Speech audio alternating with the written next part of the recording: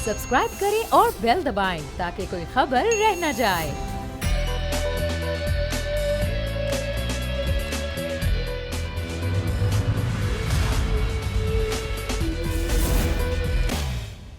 अस्सलामुअलैकुम। प्रोग्राम में मैं सुमैया रिजवान आपको खुशामदीद कहती हूँ। और मेरी तैयारी देख के ज़ाहिर है ईद का मौका है, तो ईद के मौके से मुनासिबत से आज ना मैं अपने स्टूडियोज़ में मौजूद हूँ, ना ही वो मेरी तैयारी है, क्योंकि ईद के मौके पर हमने सोचा कि कुछ स्पेशल करें। जब स्पेशल करने गए तो फिर हमने सोचा कि गेस्ट भी हमारे स्पेशल होने चाहिए, और यकीनन वो आप सब लोगों के पसंदीदा भी हैं। और उन्होंने सियासत में बड़ी डेडिकेशन के साथ, बड़ी नेक नियति के साथ अपना मकाम बनाया है। और आज हम जब उनसे बात करेंगे तो सियासी मौज़ूआत पर तो बात करेंगे ही, क्योंकि सियासी मौज़ूआत तो वो मेन टॉपिक है, लेकिन आज हम उनकी बिल्कुल डिफरेंट साइड आपको दिखाएंगे कि वो कैसी शख्सियत हैं, कैसे बाप हैं, कैसे शौहर हैं, ईद कैसी मनाते हैं, क्या मशागिल हैं, तालीम कहाँ हासिल की, कि तमाम चीज़ें शायद आप लोग भी जानना चाहते हैं। आज वो हम सब मालूम करेंगे। बहुत ही बेहतरीन शख्सियत हैं, जब भी उनको देखते हैं तो बड़ा ही एक सॉफ्ट सा एक इमेज उनका नज़र आता है, और बिल्कुल भी मुतनाज़े नहीं रहे, और हमेशा अपने करियर के साथ और सियासत के साथ बड़ी नेक नियति से वाबस्ता रहे। वो कोई और नहीं है और वफाकी वज़ीर हैं IT एंड टेलीकम्युनिकेशन और कन्वीनर MQM पाकिस्तान, ख़ालिद मकबूल सिद्दीकी साहब। बहुत शुक्रिया। ईद मुबारक। ईद मुबारक आपको भी बहुत बहुत। सबसे पहले तो ना आपको ईद मुबारकबाद। और सियासत में सबसे पहले माजरत की मेरी फैमिली आज नहीं यहाँ अवेलेबल थी, और नहीं कोई मसला नहीं, हम उनकी बातें करेंगे और आपके साथ उनकी यादें शेयर करेंगे, ताकि आपको महसूस ना हो कि आपके साथ नहीं है। और डॉक्टर साहब, क्योंकि हम सियासत पे तो हमेशा बात करते हैं और हम हमेशा लोगों से पूछते हैं कि क्या सियासत में चल रहा है। आपको पता है बहुत हैपनिंग है, और अब ये ईद ख़त्म होगी तो फिर पता नहीं अपोजिशन का क्या लाएमल होगा। लेकिन सबसे पहले जो एक सवाल जो कि शायद लोग भी जानना चाहते हैं, आपकी ईद कैसे गुजरती है? ईद मेरा ख्याल है MQM जैसी जो तंजीमें हैं, हाँ। जब आप उसमें शामिल होते, बल्कि हम जब शामिल हो रहे थे हमें बताया भी गया था कि ये आप MQM में आएंगे तो MQM जैसे हो जाएंगे। अच्छा। आप नहीं रहेंगे। अच्छा। तो हमारी बहुत सारी चीज़ें जो है, मैं तो कहता हूँ कि ज़िंदगी मेरी थी और गुज़र MQM ने की है। अच्छा। तो ईद भी मुख्तलिफ रही है। बकरा ईद में तो लोग जाते हैं अपने घरों में, तो हम लोग एक ज़माने में ईद करके नमाज़ पढ़ के आ जाते थे, इलाकों में जाते थे। अच्छा। खाले जमा करते थे। अच्छा। हम अपनी ईद से ज़्यादा जो मुस्तहिक लोग हैं, जिनकी ईद उनकी घरों में खुशियाँ लाना हम अपनी ज़िम्मेदारी समझते हैं, उनके लिए ईद के दिन हम लोग बाहर घूम तो यानी कि वफ़ करती ज़िंदगी है, तो हम सब जानते हैं MQM के लिए। आप मेरा ख्याल है पाकिस्तान बना ही शायद इसलिए था। अच्छा। एक ख़ास मकसद के लिए बना था। मैं कई बार कह चुका हूँ कि हमने 1940 में पाकिस्तान बनाने का इरादा किया था 23 मार्च को, और 7 साल में पाकिस्तान बना भी लिया। लेकिन पाकिस्तान बनाने का भी तो कोई मकासद होंगे ना। वो क्या मकसद 70 साल में 77 साल में हम पूरा कर सकें या नहीं कर सकें, ये एक बड़ा सवाल है। और इसको पूरे मुसलमाना बर्र सग़ीर के लिए एक आशियाना बनना था। उनके लिए नहीं, हम जो इस ख़त्ते में, इस मुल्क में आबाद हैं, मेरा ख्याल है उनके लिए भी जो कुछ बहुत कुछ होना है वो भी हम कर नहीं पाए। तो जो जिनको ये ज़ोम है मुझ जैसे लोगों को कि हम लोगों की रहनुमाई कर रहे हैं, तो उनको तो अपने हिस्से की कुर्बानी देनी पड़ेगी। अच्छा, क्या चीज़ थी जो आपको MQM में लेकर आई? ज़माना तालिब इल्मी से ही आपने MQM ज्वाइन की, क्या चीज़ थी जो आपको अट्रैक्ट की कि आपने सियासत में आना? मैं MQM के उस कैडर में से हूँ जो MQM के बनने से पहले आया था। अच्छा। जिस तरह के हमारे आबा अजदाद के बारे में कहते हैं कि उनकी तो पहचान यही थी, इस पहचान से पहले भी वो पाकिस्तान के शहरी थे, पाकिस्तान से पहले भी। तो all Pakistan Muhajir student organisation, जो आज ऑल पाकिस्तान मुत्तहदा स्टूडेंट ऑर्गेनाइजेशन है, ये जब बनी है तो तालीमी इदारों के हालात, कोटा सिस्टम और इस तरह के दरपेश मसाइल ने हम सबको ना चाहते हुए, ज़ाहिर है मैं मेडिकल कॉलेज में गया हूँ, डॉक्टर बनने गया था, लीडर बनने नहीं गया था, MNA बनने नहीं गया था, मेरी आखिरी चॉइस होती है ये वाली। अच्छा। तो पेशेवर सियासतदान नहीं है। अभी भी दुआ करते हैं कि शायद अपने मकसद को पूरा कर पाएँ, तो वो पढ़ाई जो बड़ी मेहनत से की है अपने प्रोफेशन में वापस लौट जाए। तो कोई चॉइस नहीं थी दूसरी इसके अलावा कि हम इस स्ट्रगल में शामिल होते। हमें तो अंदाज़ा भी नहीं हुआ कब हम पूरे के पूरे MQM में आ गए हैं, इस तहरीक का हिस्सा बन गए। कभी रिग्रेट तो नहीं हुआ? कभी कभी तालीमी इदारों में जाते हैं ना, तो लगता है कि जो खोया है वो याद आता है, लेकिन फिर लगता है जो कुछ अचीव किया है वो उससे ज़्यादा और उससे ज़्यादा है। फिर हमारी इस स्ट्रगल की वजह से जिन लोगों ने सफ़र किया है वो भी हमारी जिम्मेदारी है। तो जिम्मेदारी तमाम उस रेग्रेट पे, उस परेशानियों पे जो जिम्मेदारी का एहसास है वो उससे बढ़ के मुझसे बढ़ के। थोड़ा सा बचपन में लेके चलते हैं आपको। बचपन की ईद कैसी होती थी, कहाँ होती थी? बचपन की ईद ही होती है मेरा ख्याल है, वही ईद होती है बच्चों के लिए ईद की जाती है, वो ईद सजाई जाती है। तो हम भी उसी तरह करते थे। अब तो ईदियों के मेरा ख्याल है वो सीजन भी बचपन में चले कितनी ईदी मिलती थी आपको? मुख्तलिफ अदवार थे। अच्छा। लेकिन घर के अकलौते थे तो शायद सही। अच्छा, आप अकलौते थे? जी, मेरी तो 2 फिर बहनें तो- थी लेकिन मैं सबसे बड़ा लेकिन था, बेटे आप बेटा अकलौते थे, इकलौता। तो माँ बाप के तो जो एक बेटा अकलौता होता है बड़ा लाडला होता है। लेकिन हाँ, लाडला हुआ लेकिन बिगड़ने नहीं दिए शायद अच्छा, उन्होंने ज़्यादा। सख्ती भी थी। कौन सख्ती करता? अम्मी या अब्बू? मेरा ख्याल है अम्मी का। अम्मी करती थी। तो ईदें कितनी मिलती थी? अम्मी से कितनी मिलती थी? अम्मी से अच्छी खासी उस वक्त के हिसाब से मिल जाती थी। अच्छा, तो वो जो ईद थी वो कौन सी आपको ऐसी मेमोरी है जो बचपन की जो सबसे ज़्यादा आपको याद आती है? ईद में उमूमन हमारे कज़न्स वगैरह भी आ जाते थे अच्छा। और हम सब मनाते थे। और बहुत कुछ यादगार ईदें ऐसी भी हैं कि कुछ ईदें बात की हैं, बचपन की तो नहीं है, अच्छा जो बड़ी याद रहती हैं क्योंकि वो रूपोशी की हालत में गुजारी गई हैं। अच्छा, मफरूज़ एक की वक्त हालत में ऐसा भी आया? ऐसा भी हालत है। वही इस्लामाबाद जिसमें कि मैं नहीं रहा था। मैंने 2.25 साल वहाँ पर रूपोशी भी गुजारी बिल्कुल है। बिल्कुल, हाँ। और मेरा ख्याल है मेरी उसी रूपोशी ने महाजर कौमी मूवमेंट को मुत्तहदा कौमी मूवमेंट में तब्दील किया। शायद लोगों को ये बात पता ना हो। अच्छा खालिद भाई, बहनें बड़ी हैं, आप छोटे हैं, आप नहीं बड़े नहीं, हैं? बहनें छोटी हैं। बहनें छोटी हैं, आप सबसे बड़े हैं? जी, मैं तो वो एक बड़ेपन वाला रहा या बहनों ने बिगाड़ दिया एक भाई को? नहीं कि- नहीं, बिगाड़ा नहीं। अच्छा, तो बड़ापन किसका रहा, आपका रहा या फिर बहनों का रहा? नहीं, मेरा ही रहा। मैं आपका अभी काफ़ी तक बड़ा है? था। मैं मुझसे जो छोटी वो 5 साल, एक अच्छा, छोटी वो अच्छा, 10 साल छोटी थी। अच्छा अच्छा अच्छा। हाँ। तो लाडली थी दोनों बहनें? दोनों बहनें अभी तक लाडली हैं? जी, बहुत। तो ईदी आपको तो मिलती थी, आपसे वो कितनी ईदी बटोरती थी? वो मेरी तकरीबन सारी दी ली सारी ले जाती हैं। अब क्या हाल है? एक डॉक्टर हैं और अमेरिका में हैं, माशाल्लाह। दूसरी दुबई में थी, अब कराची आ गई हैं वापस। अच्छा, तो अब क्या होता है कि वो आती हैं, भाई हमें तो ईदी दें, हम तो छोटे ही हैं। ये जो अमेरिका वाली थी वो काफ़ी अरसे मेरे साथ रही क्योंकि अच्छा, मैंने बहुत लंबे अरसे में रहा। अभी एग्ज़ाइल में तकरीबन 12 साल अमेरिका रहा। बड़ी मुश्किल से 2013 में आया हूँ। जी। तो उसके साथ काफ़ी लंबी कई ईदें गुजारी हैं और ज़ाहिर है वो मुल्क से बाहर की ईदें तो है वो यादें रहती हैं। यादें होती हैं क्योंकि वो आप ईद- बहुत कम यहाँ लोग होते हैं जो बहुत साथ कम लोग होते हैं। इस्लामाबाद में ईद गुजारी है 2000 नहीं 1993 वाली। तो इस्लामाबाद भी अजीब व गरीब शहर है, शायद शहर है या हॉस्टल है कि उस शहर में तो चांद रात को कोई भी नहीं होता था। अच्छा, कराची में दुकानें भी बंद हो जाती। इस्लामाबाद बहुत ही सुनसान लगता है। इस्लामाबाद आबाद हो रहा है, उसकी रातें भी आबाद हुई हैं कुछ लेकिन वो ऐसी कराची वाली बात नहीं आ पाई। ज़ाहिर है कराची शायद पाकिस्तान का पहला मेट्रोपॉलिटन सिटी है जो जेन्युइनली एज ए शहर आबाद हुआ है। बिल्कुल। वरना देहात बढ़ते बढ़ते शहर हो जाते हैं, फिर लोग उसके अंदर अपना देहात ढूंढ रहे होते हैं। तो कराची अंग्रेज़ों ने जब आबाद किया है तो एक शहर के हैसियत से तो उसके बहुत सारे तकाज़े बड़े मुख्तलिफ हैं। हाँ। उसका जो एक बहुत सारे ऐसे कल्चर जो कि अर्बन सिटी के होते हैं वो आपको कराची में मिलेंगे। कराची आपको कभी कभी न्यूयॉर्क से बड़ा करीब नज़र आएगा। बिल्कुल सही कह रहे हैं आप। अपने रवैये के एतबार से, गरीब परवरी के हिसाब से, मसरूफियात के लिहाज से। अच्छा अच्छा, जब ईद का मौका आता है तो कोई ऐसी शख्सियत जो आपको बहुत याद आती है? मेरे ख्याल ये ईदें जो गुजर रही हैं 2-3 साल से तो वालिद साहब बहुत याद आते हैं वालिद जिनका साहब 2014 में इंतकाल हुआ है। तो उनकी सबसे ज़्यादा याद आती है? सब बहुत आप ज़्यादा करीब वालिद साहब के थे? जी, वालिद वाला दोनों ही। फिर मेरी खाला थी जो मेरी बड़ी बहनों की तरह थी और मुझसे चंद ही साल बड़ी थी। उनका इंतकाल भी 1-2 साल पहले हुआ है। तो उनको भी मिस करते हैं। उनको भी बहुत मिस करते हैं। अच्छा, हमारे थोड़ा- कुछ ऐसे साथी भी थे जो कि जिनके साथ हम बड़े हुए हैं उस और वो तरफ बड़े याद- होते चले गए, मुख्तलिफ रास्तों पे चले गए, तालीमी वो तब्दील होती गई। हमें कोई इंजीनियर बन गया, हम डॉक्टर बन गए।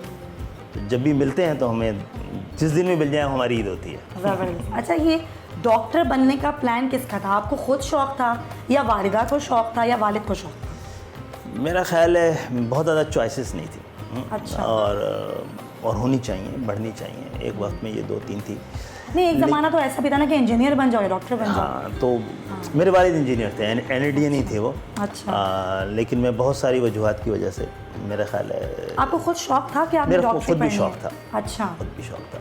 तो जब और अभी डॉक्टरी भी- पढ़ रहे थे, जी। इतनी ज़्यादा वक्त देने वाली ऐसी डिग्री है ये, तो आपने कैसे सोचा कि आप सियासत को भी टाइम दे लेंगे? इसको भी लिखा जाना चाहिए, क्योंकि इब्तदाई दौर वो था कि जब एमक्यूएम तो बनी नहीं थी, 84 में बनी है, इससे पहले एपीएमएसओ थी, और वो इतनी छोटी थी और कि हमारे लिए पढ़ाई का काफ़ी टाइम भी मिल जाता था और उसको काम भी कर रहे थे।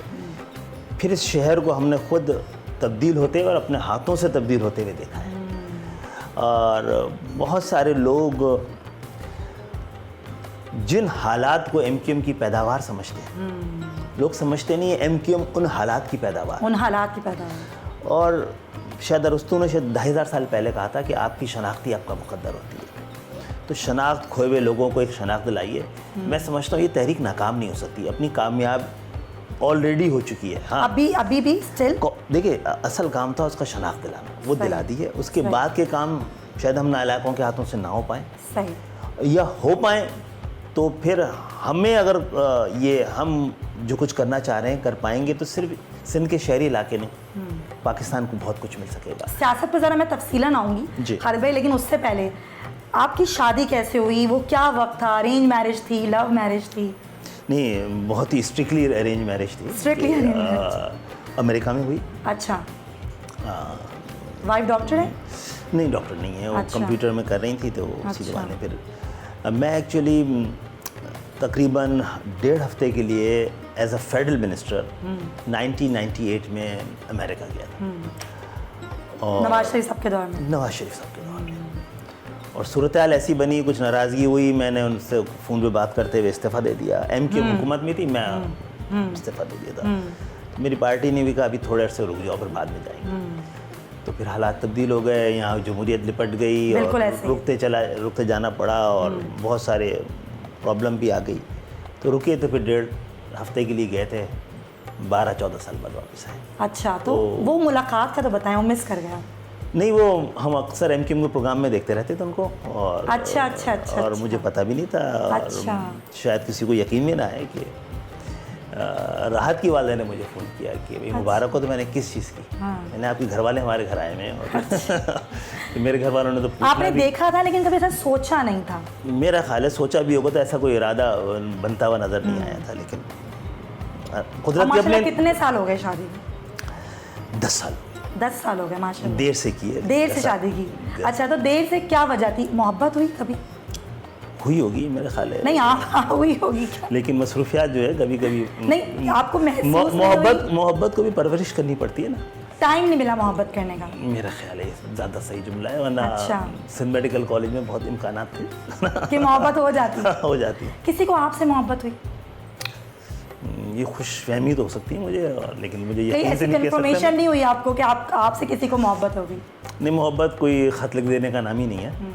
तो इस तरह की वारदातें हुई हों, लेकिन ये तो पूरा एक मरहला है जिसके बाद पता लगता है। बड़ी स्ट्रेट लग रही है मुझे आपकी लाइफ, कहीं पेचो खम नहीं है जिंदगी में? अरे मोहब्बत के हवाले से नहीं है, मेरा ख्याल है कुदरत के अपने इंतजामात हैं, मेरे मामले में शायद बहुत ज़्यादा है। अच्छा, तो उसने तय किए में कुछ हमें उसके साथ अपना स्ट्रगल करनी पड़ती है अगर कामयाबी हासिल करनी है, तो इसमें तो ये है। यानी कि मोहब्बत करने का टाइम ही नहीं, गिफ्टेड थी अल्लाह मियां की तरफ से। अच्छा, कैसे तालिब इल्म थे? सिर्फ डॉक्टरी पढ़ते थे या फिर शेर व शायरी से लगाव था या डिबेटर? मेरा ख्याल है मुझे डांट भी सबसे ज़्यादा ये पड़ती रही है कि मेरी गैर निसाबी तालीम वो जो थी, सरगर्मियाँ बहुत ज़्यादा थी, यही पढ़ने वाली ख़ास तौर पे। अच्छा, शेर व शायरी से था? शेर व शायरी से भी था। मुझे शायद बहुत कम उम्र में वो हैरान कुन बच्चा कहा जाता था, तो वो गालिब पढ़ते थे? नहीं, गालिब नहीं है, मैं वैसे ही जिस जनरल नॉलेज कहा जाता है। अच्छा। सियासी शऊर जिस उम्र में आ गया था। अच्छा।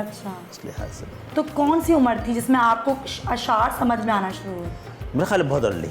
हमारे घर में शायद माहौल भी था थोड़ा बहुत। अच्छा, अदबी माहौल था? हाँ, तो मेरा ख्याल 5वीं-6ठी जमात से तो चीज़ें 5वीं-6ठी जमात से? तो अशार का शौक उस वक्त से था? हाँ, अशार कहे कभी भी नहीं सही तरह से, लेकिन पढ़े, दूसरों का कलाम पढ़ा, और वो शौक अभी भी है? हाँ, पढ़ते हैं। अच्छा, बढ़ गया है?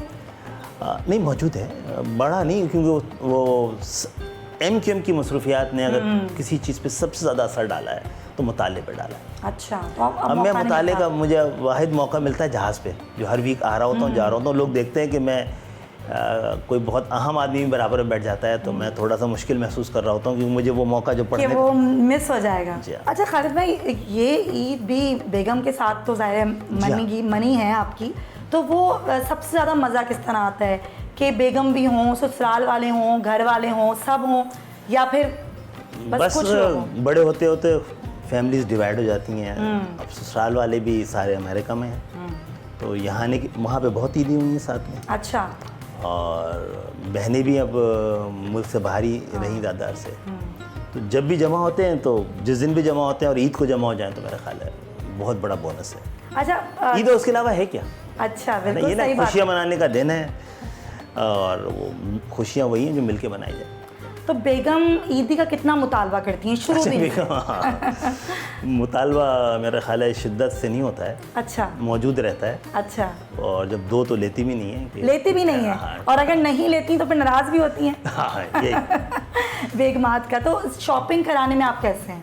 अच्छे शॉपिंग कराने वाले हस्बैंड नहीं, आप कहते हैं खुद जाओ ले लो बस? नहीं, मैं अब राहत में तो नहीं, मुझे मुस्तफ़ा ने मजबूरी किया, मैं साथ चला जाता हूँ। अच्छा, इन सबको पता है, हम लोगों की लिमिटेशन भी पता है, और अब तो हालात थोड़े बेहतर हैं, सिक्योरिटी इश्यूज भी होते थे, हाँ, तो फिर भी चला जाता हूँ। चले जाते मेरा ख्याल है बहुत, इस्लामाबाद में तो ख़ास तौर पे जाते हैं, और शॉपिंग लोग कराते कहते हैं कि जिन जगहों पे लोग मुझे देखते हैं, उमूमन उनको वहाँ पर वज़रा और सियासी रहनुमा नज़र आते नहीं हैं। अच्छा, मैं अच्छा, आम सी दुकान से लेकर और आम सी रेस्टोरेंट तक ब्रांड सब जगह- कॉन्शियस नहीं है? बिल्कुल नहीं। बिल्कुल भी नहीं। ये नहीं होता ये इन वाले सब ब्रांड के नहीं, जूते नहीं, पहनने? इन सब चीज़ों पे तो मैं किताब लिख सकता हूँ। अच्छा, कभी आपको ब्रांड कॉन्शियस नहीं कि किसी वक्त में कि नहीं मैं भी इस तरह का कुछ देखिए, ख्वाहिशात और ज़रूरियात के दरमियान अगर आदमी को फासले का पता हो तो ज़िंदगी बड़ी आसान है।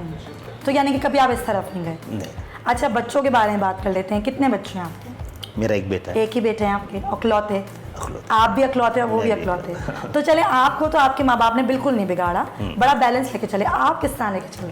मैंने अपनी बेगम से कहा हुआ है कि हमने जिस तरह की ज़िंदगी गुजारी है, मुझे नहीं पता मैं इसको कितना टाइम दे पाऊंगा। तो अभी जितना मिल रहा है मैं इसको फुल फ्लैश दूंगा, अच्छा, और बिगाड़ने का काम मेरा है, संभालने का काम तो बात है। अच्छा, बिगाड़ने का काम है। तो क्या उम्र है उनकी अभी? अब वो मेरा ख्याल है 9.5 साल का हो गया। 9.5 साल के। तो ज़्यादा करीब किसके हैं, आपके करीब हैं या फिर आपकी बेगम के? बड़ा कमाल है, इसको दोनों के करीब नज़र आता है वो। अच्छा। क्योंकि बड़ा टाइम उसको ज़्यादा गुजारना पड़ता है अपनी माँ के साथ। पॉलिटिकल स्टेटमेंट देता है वो भी। अच्छा, लेकिन सबका कहना है कि वो जैसे एयरपोर्ट आता है मुझे ज़रूर लेने, अच्छा, और कहता है कि आपसे टाइम नहीं मिलता तो मैं कम से कम एयरपोर्ट आने जाने में आपके साथ टाइम उसमें ही टाइम गुजार लूँ। तो क्या पढ़ रहे हैं अभी? तो खैर छोटे हैं, 9.5 साल के हैं। अभी तो शौक क्या है पाँचवीं उनका? जमात। उसका भी शौक कुछ इस तरह वाला गड़बड़ है कि वो गैर निसाबी, अब तो किताबों से ज़्यादा एक फोन हाथ में आ गया है। और आप खुद मिनिस्टर हैं आईटी के। हाँ, तो आपको क्या लगता है सही उसमें है देखिए कि- ना, उसमें तो पूरी हर चीज़ का है। एक ज़माने में टीवी आया, आपने किस तरह इस्तेमाल किया इस पे, ये तो पूरी दुनिया आ गई है आपके हाथ में, जामे जम है ये। बिल्कुल ऐसे ही है। और आप उसको किस तरह इस्तेमाल करते हैं, नॉलेज भी है और पोल्यूशन ऑफ इंफॉर्मेशन भी है। इंफॉर्मेशन भी है और पोल्यूशन ऑफ इंफॉर्मेशन भी फेक है, इंफॉर्मेशन ज़्यादा है। बहुत। तो मेरा ख्याल है ये फिर हर बढ़ती हुई जो इर्तका याफ्ता ज़िंदगी है, इसमें इंसान के पास बहुत चॉइसेस होगी उसके बदलने या बिगड़ने के लिए।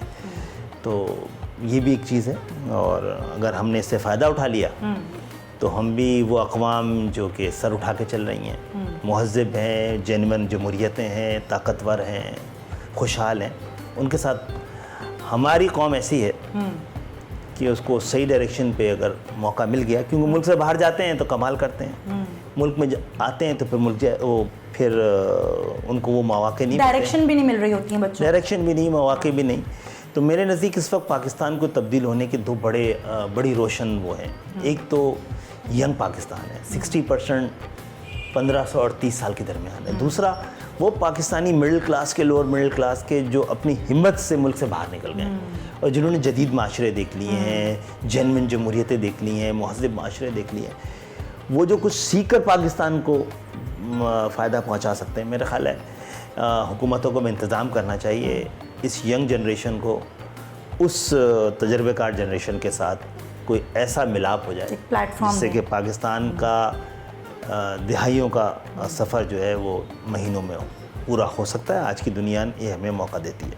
तो आईटी के शोबे में आपको क्या लगता है कितना मज़ीद काम होने की अभी ज़रूरत है? मैं आपको एक तो पहले बात बता दूं कि एमक्यूएम ने जब ये 2 वजारतें मांगी थी तो मेरा नाम नहीं था इसमें। अच्छा। ज़ाहिर है मैं बनना भी नहीं चाहता था, पार्टी की सरबराह की हैसियत से ये बुरी चॉइस होती। तो हमने अपने एक और सीनियर साथी थे, मैंने थे, उनका नाम दिया था। मुझे नहीं पता क्या वजूहत हैं कि ऐलान मेरे नाम का हुआ, तो मैं समझ रहा था शायद ये मीडिया की तरफ से कोई गलतफहमी है। अच्छा। जब नोटिफिकेशन भी आ गया तो मैं बड़ा नाराज़ हुआ पीटीआई पे, और नाराज़ होकर सुबह मुझे हलफ उठाना था, मैं कराची वापस आ गया था। अच्छा, तो लेकिन ये एक नई खबर है माय नाज़रीन। जी हाँ, थैंक यू वेरी मच। इनके पीटीआई ने बहरहाल मुझे उनमें से कई ने दरख्वास्त की कि हम सब की ख्वाहिश थी कि आप हमारी कैबिनेट में होते। अच्छा। तो फिर राब्ता कमेटी ने भी कहा कि नहीं, अभी बिल्कुल इब्तिदाई दिन है, मेरा ख्याल है आप कुछ अरसे के लिए ज़रूर ज्वाइन कर लें, फिर हम जो आसानी होगी तंजीम को ज़रूरत बढ़ेगी तो आप आ जाइएगा, फिर हम उनसे फिर दरख्वास्त तो कुछ अरसा बढ़ गया है अभी या अभी? मेरा ख्याल है वक्त आ गया है। अच्छा। कि एक ऐसे साथी जो मुझसे ज़्यादा टाइम दे सकें इस मिनिस्ट्री को, अच्छा, उनको लिया जाए। और वो भी एमक्यूएम, देखें इंडिविजुअल का मामला नहीं है, पूरी एक मुनज़्ज़म जमात है जो अपने मेयर हो, नाजिम हो, उनकी तमाम कामयाबियों के पीछे एमक्यूएम का पूरा एक ढांचा काम कर रहा तो हो। आप ये कह रहे हैं कि आप ये मिनिस्ट्री छोड़ देंगे? छोड़ी जा सकती है। छोड़ी जा देखिए अच्छा, मिनिस्ट्रियों के मुतालबे भी नहीं रहे। पार्टी में तो ये बात रही कि देखें उसमें आसानी ये होगी कि हम जब कैबिनेट में बैठेंगे तो अपना पॉइंट ऑफ व्यू रखने में आसानी होगी। बिल्कुल ऐसे ही। इसलिए चले गए। तो आपको लगता है कि आपके रहने से वो पॉइंट ऑफ व्यू ज़्यादा बेहतर तरीके से उजागर होगा या फिर कोई और आपकी जगह वो ज़्यादा बेहतर कर सकता है? देखें पार्टी का मौक़िफ़ तो तयशुदा होता है, वो कोई भी पेश कर सकता है। हाँ, अभी थोड़ी आसानी है कि मैं पार्टी का सरबराह हूँ, बिल्कुल, उस पॉइंट ऑफ व्यू में। लेकिन इस पार्टी के अज़्ज़ा तरकीबी बड़े मुख्तलिफ थे। यहाँ पर बड़ी जिम्मेदारियों के पास हुकूमती ओहदे नहीं होते हैं, ना पहले रहे हैं और ना ही फैमिली का कोई ताल्लुक़ होता है पॉलिटिक्स के साथ। बिल्कुल ऐसे। इस मौरूसी सियासत के ख़िलाफ़ हम लड़ते रहे। सही है। ये जागीरदाराना निज़ाम की और जागीरदाराना सियासत की देन है, जिससे पाकिस्तान का जितना जल्दी जान छूट जाएगी उतना बेहतर। तो वो कौन नाम है, क्या आप हमें बताना पसंद करेंगे जिसको आप समझते हैं कि वो आ जाए मिनिस्टर? नहीं, हमने नाम दिया था अमीनुल हक भाई का। अच्छा, अमीन भाई। और डिप्टी इकबाल भाई का, जिनको तजर्बा था पहले की वजारत का। तो क्योंकि हुआ ये इस दफ़ा कराची में कि पोलिंग तो बड़ी अच्छी हुई है और शफाफ हुई है, ट्रांसपेरेंट हुई है। वाकई? हाँ, इंतखाबात के दो वो होते हैं, मरहले होते हैं। एक में पोलिंग होती है, दूसरे में काउंटिंग होती है। कमाल ये हुआ कराची में काउंटिंग नहीं हुई इस दफ़ा वोट, क्योंकि आपका ही स्टेटमेंट है। हाँ। आपने कहा कि सिंध में धांधली हुई है, तो वोट बैंक चोरी हुआ है। वही बता रहा हूँ हाँ। कि वोट ही चोरी हो गया। पोलिंग तो ट्रांसपेरेंट हुई, मैं आपसे कह रहा हूँ। लेकिन जब काउंटिंग हुई तो? जब काउंटिंग, अच्छा काउंटिंग के लिए कुछ आंखों की ज़रूरत होती है जिसके सामने आप काउंटिंग की जाती है। सही, ऐसे ही होता है। वो आंखें ना हो तो काउंटिंग कहलाएगी नहीं, कोई भी आके कर ले। तो मेरा ख्याल है वो आंखें मौजूद नहीं थी। यानी कि वो तहफ़्फ़ुज़ात जो नून लीग को हैं, जो पीपल्स पार्टी को वफाक में, वो आपको यहाँ पर हैं? उस तरह किस तरह के मुझे नहीं पता। मैं तो काउंटिंग के हवाले से बोल रहा हूँ कि जब काउंटिंग हो रही थी तो एमक्यूएम के पोलिंग एजेंट्स अंदर नहीं थे। ये तहफ़्फ़ुज़ात तो सब पार्टीज़ को हैं। तो फिर मुश्तरका है और मेरा ख्याल है इस पर हम अदालतों में गए हैं और इंसाफ मांगने का एक तरीका जो है, आखिरी तरीका होता है अदालतों में जाने का। तो हमारे तो कई बड़े अहम और कौमी इश्यूज़ के ऊपर बहुत सारी पिटिशंस आला अदालतों में सिसक रही हैं, इंतज़ार कर रहे हैं कि कब बारी आती है। तो आपको लगता है कि आपको वहाँ से इंसाफ मिल जाएगा? देखिए, इसी उम्मीद के साथ जुड़े हैं, वरना तो फिर अगर यही उम्मीद ही ख़त्म हो गई तो फिर सिंध के शहरी इलाक़ों के लोग तो लाताल्लुक़ हो जाएंगे पाकिस्तान की सियासत से, की तमाम चीज़ों से, जबकि सबसे बड़ा ताल्लुक़ उनका है। वो शहर जो 70% रेवेन्यू दे रहा है, जिससे इस्लामाबाद के ऐवान चल रहे हैं, हम सब की तनख्वाहें मिल रही हैं, पुलिस की तनख्वाहें जा रही हैं, इमारतें बन रही हैं पाकिस्तान में। उस शहर को, अर्बन एरियाज़ को, जो सिंध के बजट का 97% देते हैं, वो लाताल्लुक़ हो गए। सोचें क्या होगा। अच्छा, मरदमशुमारी पर एमक्यूएम पाकिस्तान ने तहफ़्फ़ुज़ात का इज़हार किया, लेकिन पीएसपी इल्ज़ाम लगाती है उस तरीके से अमलन कुछ नहीं किया। पीएसपी कहती है कि हमने फिर भी काम किया, हम गए, हमने सारी दरख्वास्तें भी दी, लेकिन एमक्यूएम पाकिस्तान कहीं नज़र नहीं आई, सिर्फ अमलन प्रेस कॉन्फ्रेंस तक ही नज़र आई। तो सुप्रीम कोर्ट में कौन गया हुआ है? और कमाल तो ये एमक्यूएम मरदमशुमारी से पहले ही चली गई थी। कि हमारे खदशात ये हैं कि इस मरदमशुमारी में फिर 50 साल से जो हो रहा है दोबारा कम गिना जाएगा। तो इससे ज़्यादा क्या हो सकता है कि आप मरदमशुमारी से पहले चले गए हों? क्या रोडों में हाथों में पत्थर लेके बाहर आ जाना चाहिए इस वक्त? तो अगर कोई गया है तो कहाँ गए, कहाँ जाना चाहिए? इलेक्शन कमीशन नहीं, ज़ाहिर अदालतों में जाना चाहिए, वहाँ गए। तो जो ये पीएसपी का मौक़िफ़ है, इस पर आप क्या कहेंगे? देखिए, पीएसपी अपने मौक़िफ़ के लिए आज़ाद है और आवाम भी आज़ाद है उनके मौक़िफ़ को मानने ना मानने के लिए। आवाम ने तो लगता है माना ही नहीं कुछ। मेरा ख्याल है कि हमें और ज़्यादा अहम बातों पे बात करनी चाहिए। बिल्कुल सही। सॉरी टू इंटरप्ट यू, एक ब्रेक में ले लूँ खालिद भाई, यहीं से कंटिन्यू करेंगे कि वो सारे मुतालबे जो कि पेश किए गए हुकूमत के सामने, वो किस हद तक सुने गए या सुने जा रहे हैं, बात कहाँ तक पहुँची है, सियासत पर मज़ीद भी गुफ्तगू होगी, कुछ और ऐसी बातें जो आप जानना चाहते हैं उनको भी हम जानने की कोशिश करेंगे इस ब्रेक के बाद। Stay with us.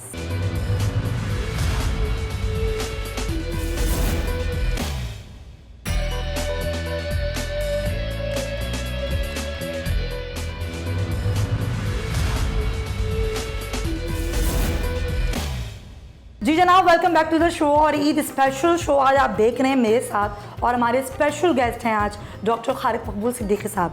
तो खालिद भाई, अभी ब्रेक पर जाने से पहले वो एक मुतालबा जो आपने रखा हुआ सामने था और उस पर मेरा ख्याल है काम हो रहा है। अच्छा। हमें लग रहा है क्योंकि ये इतना मुश्किल मरहला होता है किसी भी ख़ानदान के लिए कि उनकी डेस्परेशन मौजूद है। हमें तो लगता है रफ्तार कम है, लेकिन मुश्किल काम था, शायद ढूंढना हो कहाँ कैसे, लेकिन हमारे बहुत सारे साथी वापस आए हैं। अच्छा। और आ रहे हैं इंशाअल्लाह ताला, हमें उम्मीद है कि जल्दी सब वापस आ जाएंगे। और मज़ीद मुतालबे दूसरा ये था कि जो आपने गिरफ्तार कर लिए हैं उनमें मुकदमे तो चलाएं। बिल्कुल, उनको लेकर हम थोड़ी कह रहे रहा अदालतों में लाएं, और कुछ नहीं मांग रहे। एमक्यूएम कुछ नहीं मांग रही सवाए इंसाफ के। सही। मैं समझता हूँ ज़्यादा जिम्मेदारी हमारी आला अदालतों की है कि इस हवाले से वो करम फरमाई करें और देखें कि क्या हो रहा है निचली अदालतों में और किस तरह बेगुनाह लोग जो है जिनसे जेलें भरी हुई हैं, इसमें एमक्यूएम के कारकुनान भी हमारी जिम्मेदारी है। तो हमारे मुतालबे में ये भी रहा है, ये नहीं कि उनको छोड़ दिया जाए, हमारा है कि उनको इंसाफ दिया जाए। अच्छा। और तीसरा ये कि मरदमशुमारी हमारे मुतालबे में रही कि पहले कई बार साबित हो चुका है। एक बार कराची की आबादी जब 53 लाख गिनी गई तो उसको 35 लाख कर दिया गया, और उसका सबूत ये है कि जिन साहब ने जो इलेक्शन कमिश्नर थे उस ज़माने में उनको इस बदनवानी पे हटाया गया है, लेकिन तब्दीली नहीं आई उसमें फिगर्स में। आई डोंट नो कि हर दौर में हर हुकूमत को क्यों ऐसा लगता है कि कराची को कम गिना जाना ज़रूरी है। गिना जाता है। हाँ। फिर एक तो कम गिना गया, एक इस मरदमशुमारी से पहले क्यों तातुल हुआ था तो एक खाना शुमारी हुई थी। बिल्कुल ऐसी है। तो खाना शुमारी में कराची की आबादी 2 करोड़ और 35 लाख सही शो हो रही थी। सही। फिर पाकिस्तान ने एक बड़ा कमाल किया है, नादरा जैसे इदारे को बनाकर, बहुत ही मुकम्मल किस्म का आलमी मयार का है जी। नादरा के स्टैटिक्स के मुताबिक, जिसको कि आप डिनाई नहीं कर सकते, जहाँ फिंगरप्रिंट लगती है, कराची की आबादी लगभग 2 करोड़ 63 लाख है। अच्छा। और आलमी माहिरीन कहते हैं, अक़वाम मुत्तहिदा की शायद राय ये है, वर्ल्ड बैंक की राय ये है, और शायद बहुत सारे लोग, बहुत सारे एम्बेसडर्स, और उनसे भी आप बात करें तो आपको बताते हैं कि कराची की आबादी 30 मिलियन 3 करोड़ के आसपास है। और क्योंकि सिर्फ गिनना ही नहीं, और बहुत सारे क्राइटेरियाज होते हैं, आदाद शुमार की और बहुत सारी वो होती हैं जिन पर पूरा कराची पूरा उतरता है, अजनास के इस्तेमाल से लेकर पानी के ज़रूरियात से लेकर कचरे की मकदार के निकलने से, जो आलमी मयार है उसके मुताबिक कराची 3 करोड़ का है, जिसको 1.5 करोड़ से थोड़ा सा ज़्यादा बताया गया है। अच्छा, ज़रा हुकूमत की कारकर्दगी की बात कर लेते हैं। ज़ाहिर आप भी हुकूमत का हिस्सा हैं, ज़ाहिर आप लोग इत्तेहादी जमाते हैं और इल्ज़ामात भी लगते रहते हैं एमक्यूएम पे बहुत ज़्यादा, और हर जमात ही कहती है कि एमक्यूएम तो अगर इल्ज़ामात ना लगे ना, ये सवाल मैं आपसे कर रही हूँ कि हर दफ़ा ऐसा क्यों होता है, ये इल्ज़ाम लगता है कि एमक्यूएम हर हुकूमत का हिस्सा रहती है, इल्ज़ामात भी लगाती है, बाद में उस हुकूमत से जब ख़त्म हो जाती है हुकूमत तो इल्ज़ामात लगाती है, चाहे वो नून लीग हो, चाहे पीपल्स पार्टी हो, और अब तहरीक इंसाफ भी। तो ये इस इल्ज़ाम या तासुर को किस तरह ख़त्म किया जा सकता है? देखिए बात ये है कि अगर हमारा हुकूमत में शामिल होना जुर्म है तो जो शामिल कर रहे हैं उनको भी तो सोचना चाहिए ना कि वो क्यों कर रहे हैं? क्यों कर रहे हैं। मैं आपको पूरे ज़िम्मेदारी से बता रहा हूँ कि कभी भी MQM ने किसी हुकूमत से ये दरख्वास्त नहीं की है या राब्ता नहीं किया हुकूमत में शामिल होने के लिए। अच्छा, ठीक है। अच्छा। 88 में MQM ने पहली दफ़ा हुकूमत में शामिल हुई थी। क्यों हुई थी? अगर MQM वोट डालने जाती ही नहीं तो जमहूरियत नहीं बच पाती। इसलिए गए थे, मुतालबे रखे थे कि ये मुतालबे पूरे नहीं है कि तो हुकूमत से बाहर आ जाएंगे। सही। चुपटे नहीं रहे हमेशा। सही। जितने अरसे हुकूमत में रहे हैं उतने अरसे ही हुकूमत से बाहर रहे। पिछली दौर हुकूमत था ना नवाज शरीफ साहब की, बिल्कुल, उनको बार बार हमने, क्योंकि जमहूरियत के तकाज़े क्या, जमहूरियत का तकाज़ा है कि जिसके पास अक्सरियत ज़्यादा है ऐवान में वो हुकूमत बनाने का हक रखता है। तो हमने उसको हक देने में मदद की। क्या हम हुकूमत में रहे पूरे 5 साल में? रह सकते थे ना। नहीं तो अभी हम क्या एक्सपेक्ट करें? अच्छा। अभी आप रहेंगे 5 साल पूरे? नहीं जी, सिर्फ वजारतों में रहना हो तो शायद ये शौक़ पूरा भी कर लिया जाए। ये मुतालबे हैं सिंध के शहरी इलाकों में। मैं यही पूछना चाह रही थी। अगर ये पूरे नहीं हुए तो हाँ, ब्लैकमेल वगैरह नहीं करेंगे और इस हुकूमत को हमारी ज़रूरत है तो साथ भी देंगे। अच्छा। कि जमहूरियत बची रहे। लेकिन ज़रूरी नहीं है कि हम हुकूमत में शामिल हो सकता है हम ट्रेजरी बेंचों में तो बैठे। अच्छा। कैबिनेट में ना हो सकता है हमें ये लगे कि ज़्यादा ज़रूरत इस बात पे है कि हम अपोजिशन की नशस्तों में बैठ कर ज़्यादा बेहतर जमहूरियत की खिदमत कर सकते हैं, उस तरफ चले जाएंगे। आप देख लीजिएगा कि क्या हम देखें, पाकिस्तान को, अगर आपको पाकिस्तान की जमहूरियत को बचाना है तो बहुत छोटे छोटे नुस्खे हैं। एक तो तमाम तंजीमों के जो कायदीन हैं, मैं तो ख़ुद को नहीं समझता हूँ, मैंने नहीं बनाई थी, लेकिन MQM की रिवायत ये रही है, उन सबको ऐलान कर देना चाहिए कि आइंदा इलेक्शन में ना तो वो खुद खड़े होंगे इलेक्शन में, ना उनके ख़ानदान का कोई शख्स खड़ा होगा। आपकी जमहूरियत बचना शुरू हो जाएगी। फिर आप पाकिस्तान को चाहिए कि ऐसे 25-30 लोग ढूंढ लें या 50 लोग भी मिल जाएंगे जो सियासत में आके, हुकूमतों में आकर, वजारतों में आने के बाद गरीब हुए हों। यानी कि अगर अपर मिडिल क्लास के तो मिडिल क्लास, अगर आपको ये लोग मिल जाएंगे तो पाकिस्तान का नसीब तब्दील हो जाएगा और आपको उसके लिए MQM में खुर्दबीन से तलाश नहीं करना पड़ेगा। अच्छा, आपने ये बात कर दी ना खालिद भाई, तो बड़ा ज़रूरी है। ज़ाहिर ईद के बाद तो अपोजिशन इकट्ठी हो रही है, APC बुला रही है और एहतजाज की कॉल भी दे रखी है और नून लीग तो यहाँ तक कह चुकी है कि अगर हमें ज़रूरत पड़ी तो हम तजवीज़ देंगे APC में कि ये हुकूमत गिरा दी जाए। अगर कारकर्दगी की मैं बात करूँ, इन 9-10 माह में पाकिस्तान तहरीक इंसाफ की कारकर्दगी, IMF के पास भी चले गए, कर्जे भी ले लिए, महंगाई बेइंतहा बढ़ चुकी है, डॉलर ऊपर जा रहा है, स्टॉक मार्केट नीचे जा रही है। आप बहैसियत MQM पाकिस्तान के सरबराह और काबीना का हिस्सा रहते हुए क्या समझते हैं कि हुकूमत की कारकर्दगी कैसी है? देखिए, पहली बात तो बताता हूँ कि शायद हुकूमत नाकाम रही। हर जमात की अपनी एक इमोशनल कॉम्प्लेक्सिटी होती है, शायद उसका भी शिकार हुई हो PTI। अच्छा। PTI शायद इस बात पे ये मौजूदा हुकूमत नाकाम रही ये बताने में कि उसको मईशत मिली किस हालत में। अच्छा। अगर 10,000 फीट गहरे गड्ढे में मिली है और आज पाकिस्तान की मईशत 5,000 गहरे गड्ढे में है तो 5,000 फीट तो ऊपर लाए ना। अगर वो ये मुकदमा सही तरह पेश नहीं कर सके, आप देखिए कल परसों से ये जो डॉलर आ गया है 150 पे जी, इस डॉलर को हमने बड़ी मेहनत से 10 साल तक मसनूई तौर पे उसके आगे बंद बांधे रखा। वो पैसे जो हमारे बच्चों की तालीम पर, लोगों की, आप भी समझते हैं साक डार साहब ने मसनूई तरीके से रोके रखा? मैं सिर्फ साक डार साहब की बात नहीं कर रहा हूँ, कई हुकूमतों ने ऐसा किया है। किसी ने ज़्यादा किया है, किसी ने कम किया है। तो अपनी अपनी हुकूमतों को कामयाब करने के लिए हमने पाकिस्तान को नाकामी के रास्ते पर डालने की कम से कम हमने गलती तो की। अच्छा। अब शायद इस हुकूमत के पास वो लोग इतनी कुशनी नहीं छोड़ के गए थे कि वो ये वाला काम दोबारा करती कि मसनूई तरीके से डॉलर को रोकती। सही। अब इतना डॉलर शायद मेरे नज़दीक अपनी ओरिजिनल सतह पे आ गया है। अच्छा, चले। तो आने वाले सालों में और आने वाले दिनों में शायद आसानियाँ आनी शुरू हों। डॉलर अब 1-2 बहुत अरसे बाद 1-2 रुपए कम हुआ है ना। जी जी बिल्कुल हुआ है। 2-3 दिन ये में चल रहा है, उतार चढ़ाव चल रहा है। आएगा। ये झटके भी आपको शायद 6 महीने साल भर तो महसूस होते यानी रहेंगे। कि खालिद मकबूल सिद्दीकी साहब पूरी उम्मीद है कि ये बेहतरी की तरफ जा रही हैं चीज़ें, बेहतर वक्त जानी आएगा। चाहिए, जा रही हैं। ठीक है। और सही सिमत में आने वाले इक़दामात भी होते रहें। ठीक है। खुद मैंने बहुत ही जिम्मेदार आदमी से, हुकूमत से पहले पीटीआई के, उनसे सुना था कि जिस हालत में हुकूमत हमें मिली है, हमें फ़ौरन IMF के पास जाना चाहिए। ठीक है। लेकिन शायद पहले के मुतालबों में और दावों में ये नहीं था, तो इसलिए मे बी। बात थोड़ी ख़राब हो गई। चलिए लास्टली, अब ये इतनी सियासत तो हो गई, आखिरी के 3 मिनट रैपिड फायर मैंने आपके साथ खेलना है और बहुत क्विकली आपने जवाब देना है। बेहतरीन वज़ीर आज़म बेनज़ीर भुट्टो, नवाज शरीफ या इमरान खान?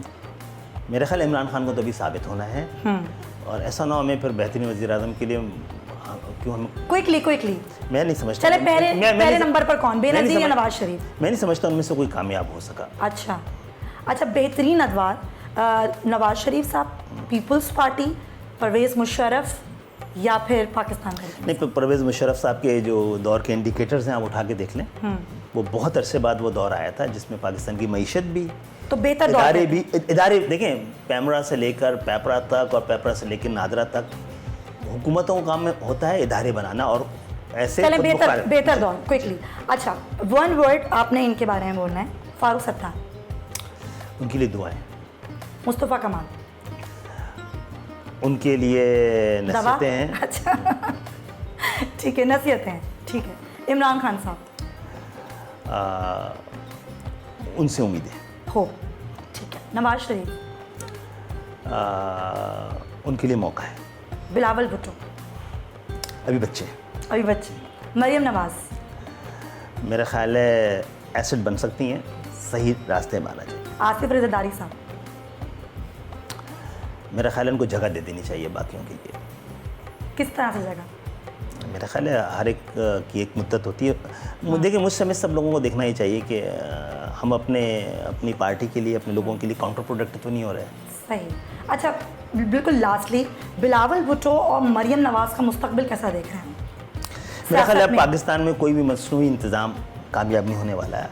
आइए आज ईद के दिन पे हम एक ऐसे ऐवान का ख्वाब देखें जिसमें किसानों की नुमाइंदगी किसान कर रहा हो, मजदूरों की नुमाइंदगी मजदूर कर रहा हो, आवाम बैठी हो, ख़ानदान ना बैठे हों, पाकिस्तान की आवाम की उम्मीदों का आईना हो, ख़ानदानों का शजरा ना हो। एक अगर शेर हो जाए बस आखिर में कोई अच्छा सा। तो ज़िंदगी इतनी भी गनीमत नहीं जिसके लिए अहद कम ज़र्फ़ की हर बात गवारा कर लें।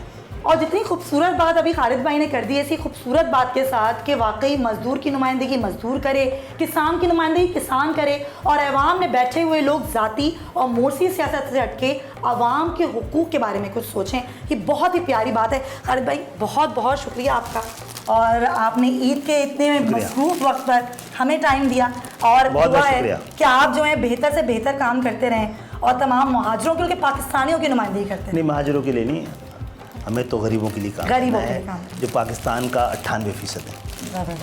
बहुत शुक्रिया आपका। तो इसी नोट के साथ अपना बहुत ख्याल रखिए, अपनी ईद को बेहतरीन गुजारिए, और अपनी ईद पर उन लोगों का बहुत ख्याल रखिए जो वाकई इस हक़ से महरूम है। इसी नोट के साथ मुझे आप दीजिए इजाज़त, इंशाल्लाह आपसे फिर मुलाकात होगी। अल्लाह हाफ़िज़।